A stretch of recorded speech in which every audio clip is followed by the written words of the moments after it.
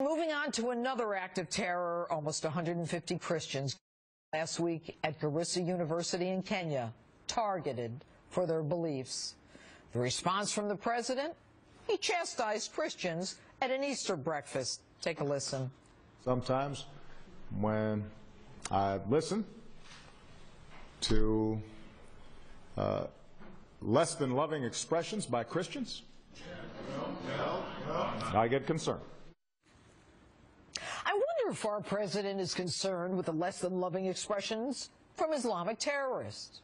With me now, one of the leading spokespersons for Christians in the Middle East, author of Defying ISIS, Reverend Johnny Moore, and former U.S. Navy commander and founder of the American Islamic Forum for Democracy, Dr. Judge Jasser. All right, Johnny, your book, and I was reading it, and it's very good. You talk about how to defeat ISIS.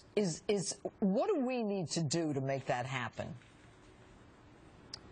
Well, we have to take it more seriously. I mean, the fact is that ISIS is responsible for tens of millions of lives being destroyed in country after country, and our lack of response to this period has emboldened other people to persecute people, in particular religious minorities. I mean, we're talking about tens of millions of lives destroyed. We haven't taken it seriously enough, and if we don't start taking it more seriously, more will die. Okay, how many Christians do you estimate have died since Barack Obama has been president?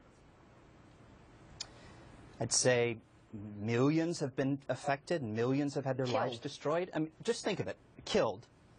Probably 100,000, tens of thousands. Do you agree with that, sure. Judy? Well, there's no doubt that there has been a growing, I mean, the bottom line is the reason he doesn't want to address it is then you have to address the fact that political Islam, the Islamists are killing these people, are making them move out of their homes, etc., because they are Christian, whether it be Copts or the Kenyan Christians or the Syrian Christians or Iraq. If you don't address the fact they're Christian, he doesn't have to address the fact that it's the Islamists that are doing this. So there's no doubt he's avoiding the elephant in the room. All right. So talk about the fact that we all know that this is happening, and yet Christians, what are they doing? And let's assume the president doesn't want to do anything. All right, he doesn't want to recognize it. He makes fun of Christians. We're on a high horse. But you know what? I am a Christian. Let me be on my high horse. They're killing us now. What do we do? Who is the person who runs this, who helps us? Johnny?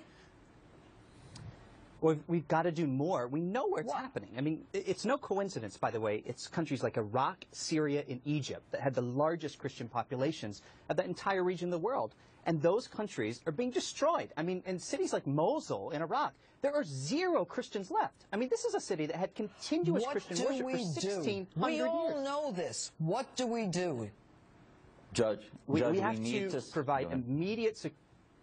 No, the United States of America has to recognize it's a threat and provide security for these people. He's not going to do it. I mean, it comes down to security. What do we do? What does the world do? Judge, he has to stop demagoguing Muslims and being hyper-secular to Christians. And by the way, it's Muslims who are insulted when he focuses on Christianity, not on Islam. It's Muslims that need tough love because there are reformers on the streets of Iran, on the streets of Saudi Arabia, who listen to our president and laugh and see him kowtow to the mullahs, kowtow to the Islamist theocrats of Saudi Arabia. So if you want to bond with reformists that will protect Christians, it's the reformists that are trying to have revolutions against these dictatorships and theocracies. Well, look it's at not the al-Sisi of Egypt. Look at President al-Sisi. He went to al-Azhar. He said, hey, guys, stop with this craziness. Tell the Muslims that radical Islam is not working. And you've got Abdullah from Jordan. I haven't heard another thing from anybody. Exactly. This is the thing, is you have leaders who are acknowledging what needs to be done, and the president is not doing that. And it's just bizarre. So sort of the world is upside down. He's too busy al-Sharptonizing Islam, while Muslims who want to reform are being abandoned by the West. All right. It's very frustrating. Johnny Moore, Judge Jasser, thanks for being with us this evening. I appreciate your input.